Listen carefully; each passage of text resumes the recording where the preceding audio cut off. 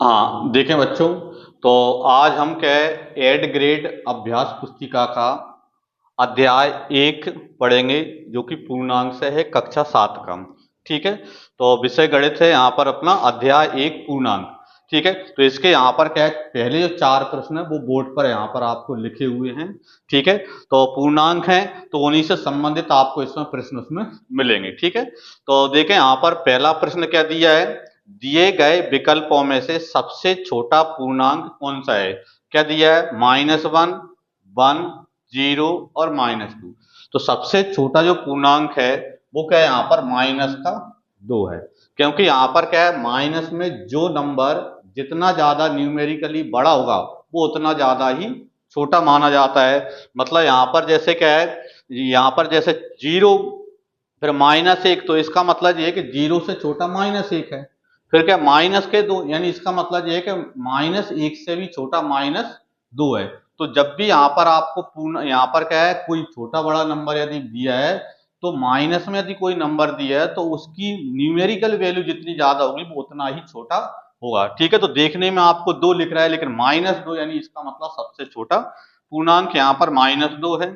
ठीक है, फिर उसके बाद देखें यहाँ पर अगला प्रश्न हमको दिया है, पूर्णांकों के लिए योज्य तत्समक कौन सा है। तो पूर्णांकों के लिए योज्य तत्समक होता है 0। योज्य तत्समक का मतलब यह है जिसे किसी भी संख्या में जोड़ें तो वही की वो संख्या हमको प्राप्त हो जाता है। जैसे 0 को किसी में भी जोड़ो तो वही का वो नंबर आता है। जैसे 0 को आप 10 में जोड़ोगे 10 आएगा।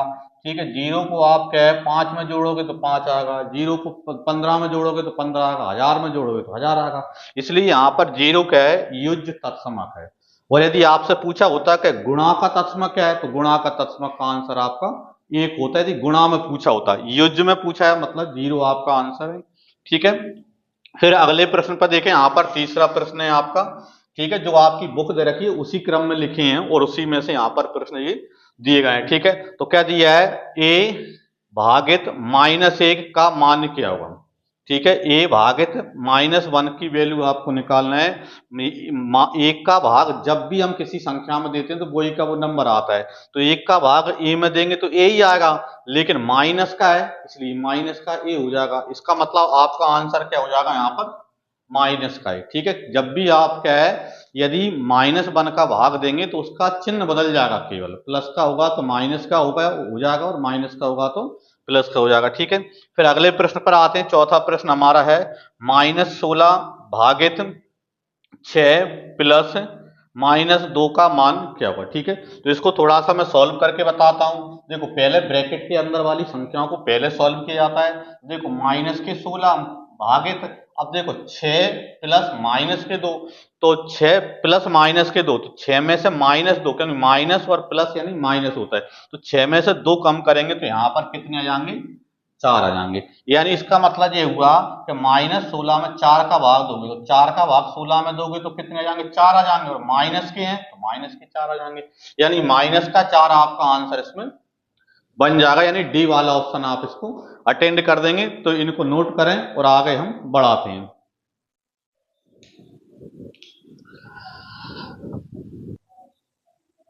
देखें, तो अगला प्रश्न देखें, 5वां प्रश्न है हमारा।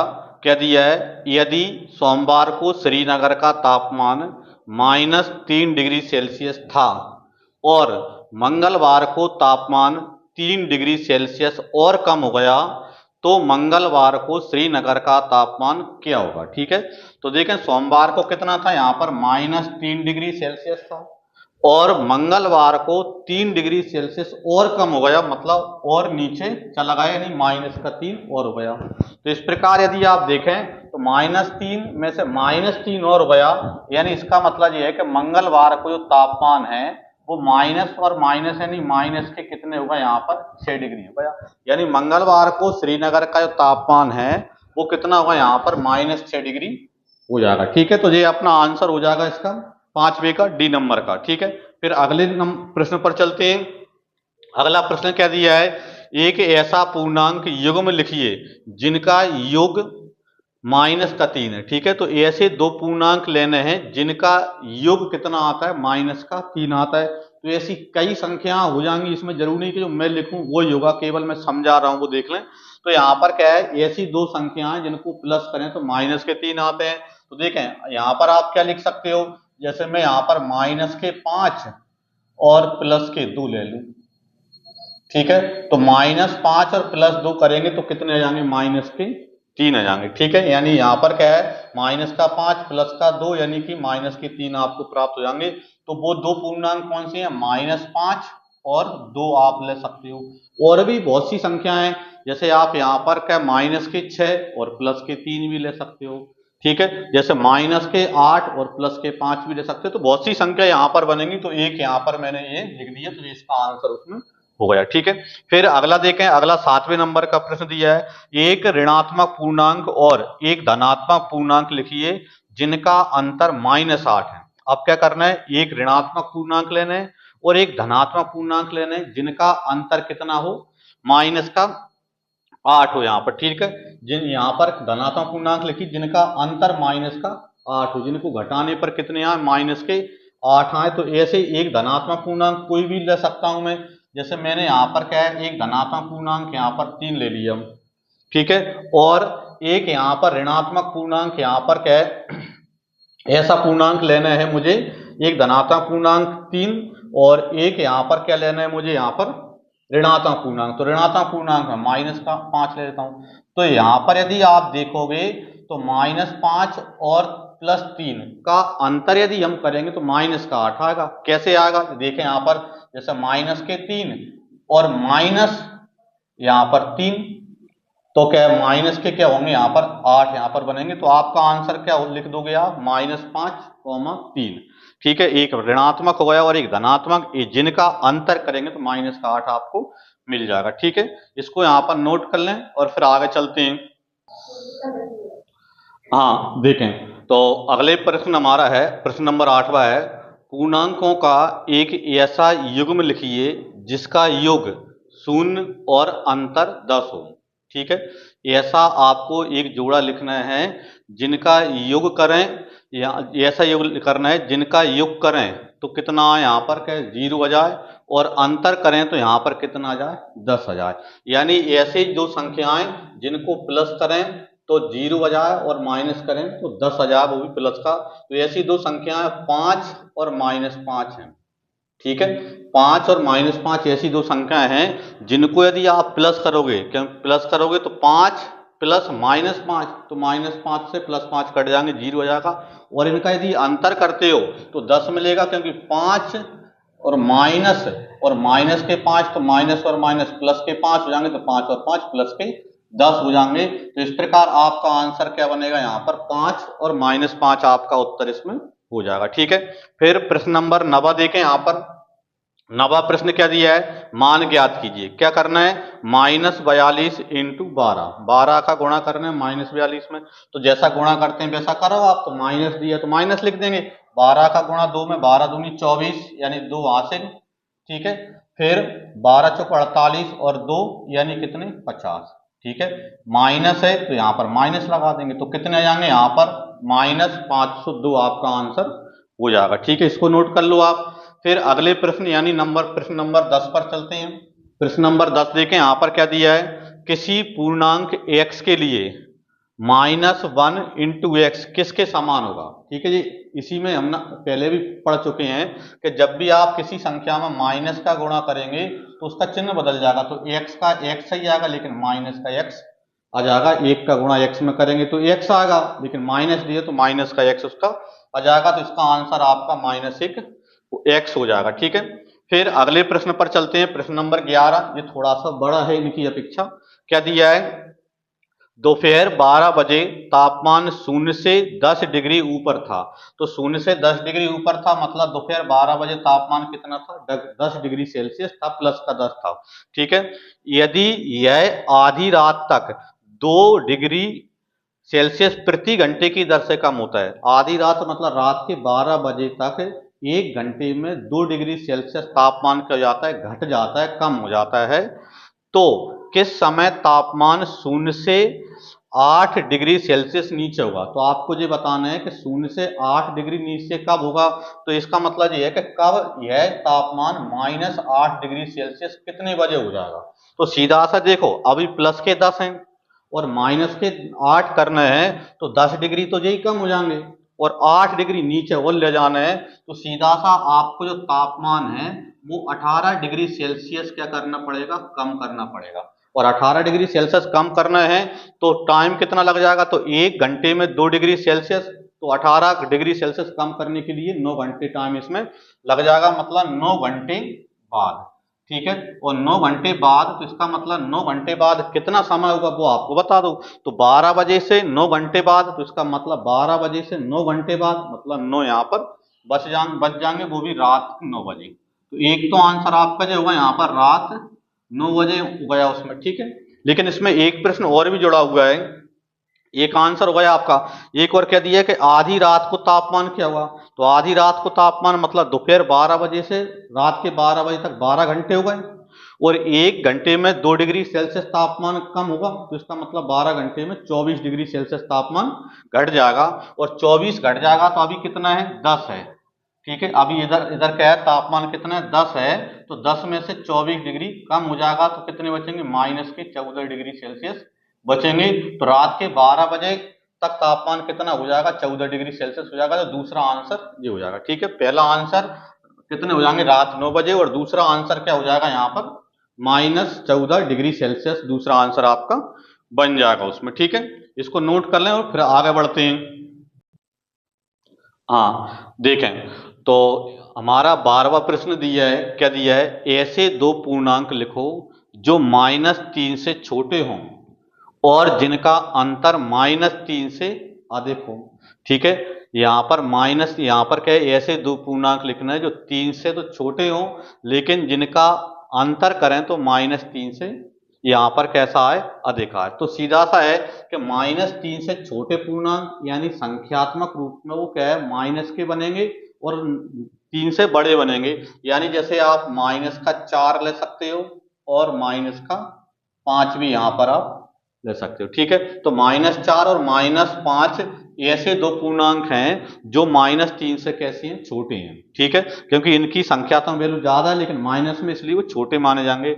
अब इनका अंतर यदि हम देखेंगे तो जिनका अंतर 3 से अधिक हो, अब इनका अंतर यदि आप करते हो तो इनका अंतर क्या आएगा, प्लस का 1 आएगा, जो कि यहाँ पर 3 से बड़ा हो जाएगा। जैसे 4 -4 और माइनस के 5 करोगे तो क्या हो जाएंगे, -4 और माइनस माइनस प्लस के 5, मतलब 1 आ जाएगा, जो कि 3 से बड़ा हो जाएगा, -3 से बड़ा हो जाएगा। तो ऐसे दो पूर्णांक जिनका अंतर जो क्या है -3 से छोटे हैं और जिनका अंतर -3 से अधिक है, वो कौन से हैं, -4 और -5। इसके अलावा भी बहुत से हैं, तो अभी आंसर आपका ये होगा यहाँ पर। ठीक है, फिर अगले प्रश्न पर चलते हैं, इसको नोट कर लेना। अगला प्रश्न देखें यहाँ पर 13वें नंबर का, क्या दिया है, 15 प्रश्नों वाले एक कक्षा टेस्ट में प्रत्येक सही उत्तर के लिए 4 अंक दिए जाते हैं और प्रत्येक गलत उत्तर के लिए -2 अंक दिए जाते हैं। मतलब यदि गलत उत्तर देते हैं तो माइनस के 2 अंक कट जाते हैं, 2 अंक कट जाते हैं, और यदि एक प्रश्न सही करते हैं तो 4 अंक दिए जाते हैं। इसके बाद इसमें यहाँ पर 2 प्रश्न पूछे हैं, आ और बा। पहले प्रश्न नंबर आ पे चलते हैं, तो इसको देखो मैं थोड़ा साफ कर देता हूं, इधर हल करेंगे उनका। देखें, तो पहले आवाला क्या दिया है, गुरप्रीत सभी प्रश्नों को हल करती है परंतु उसके उत्तरों में से केवल 9 सही हैं। उसने कितने अंक प्राप्त किए, गुरप्रीत ने 15 प्रश्न ही हल किए परंतु सही कितनी है, 9 है, तो उसके अंक कितने आएंगे। तो देखें, तो आ नंबर वाले का यदि आप देखोगे तो गुरप्रीत ने 9 प्रश्न सही किए, तो एक प्रश्न के कितने अंक मिलेंगे, 4, तो 9 गुणा 4 उसको टोटल अंक मिलेंगे। लेकिन एक प्रश्न गलत करने पर उसके 2 अंक कटेंगे। अब 15 में से यदि 9 प्रश्न इसने सही किए तो इसका मतलब 15 में से 6 प्रश्न उसने गलत किए, और एक प्रश्न के उसके 2 अंक कटेंगे, तो यहाँ पर 6 प्रश्नों के कितने कट जाएंगे, तो 6 गुणा 2। तो इस प्रकार 9 को 36 अंक उसको मिलेंगे, लेकिन 6 दूनी 12 अंक उसके क्या हो जाएंगे, माइनस मार्किंग में चले जाएंगे। तो इस प्रकार उसको क्या है, 36 में से 12 कटेंगे तो कितने बचेंगे, 24। यानी गुरप्रीत को कितने अंक मिलेंगे, 24 अंक। यानी आ वाले का आंसर आपका क्या आ गया, 24 आ गया। ये सॉल्व आप उसमें नोट कर लोगे, ठीक है। फिर अगले प्रश्न पर चलते हैं, 1 नंबर वाला, ये भी इसी का पार्ट है। क्या दिया है 1 नंबर पर, देखो उसके एक मित्र ने सभी हल किए, सभी प्रश्न हल किए, जिसमें से केवल 5 उत्तर सही हैं। उस मित्र के प्राप्त अंक कितने होंगे?